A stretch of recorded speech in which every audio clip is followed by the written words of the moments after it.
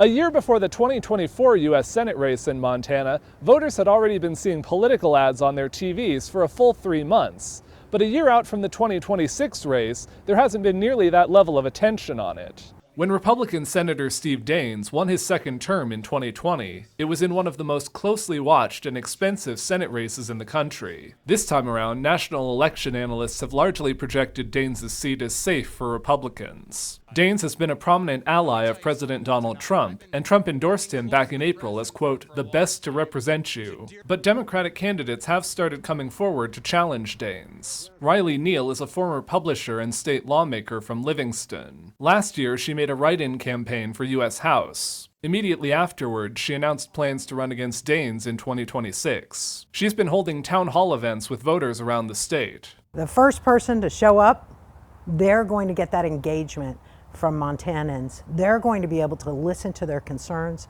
and take their concerns to D.C. and represent them authentically.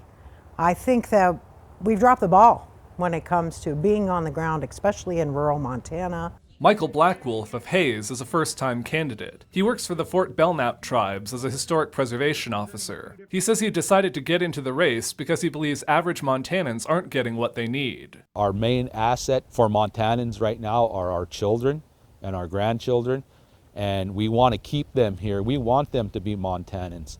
But if we kind of keep going that road that we're going right now, we're going to start losing our children and grandchildren. The 2018, 2020, and 2024 Montana Senate races each saw tens or hundreds of millions of dollars in spending. There's no indication there will be anything like that type of spending in 2026. I asked the candidates if they thought it would be a bigger challenge to run against a well-known incumbent without that type of advertising behind them. We don't need $150 million to win an election in Montana.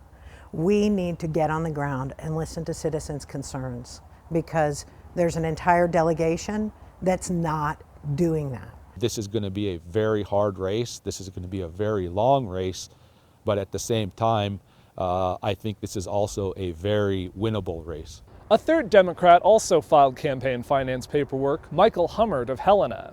In 2024, he ran against U.S. Senator Jon Tester in the Democratic primary. I reached out to Hummert's campaign, but haven't yet heard back. In Helena, Jonathan Amberian, MTN News.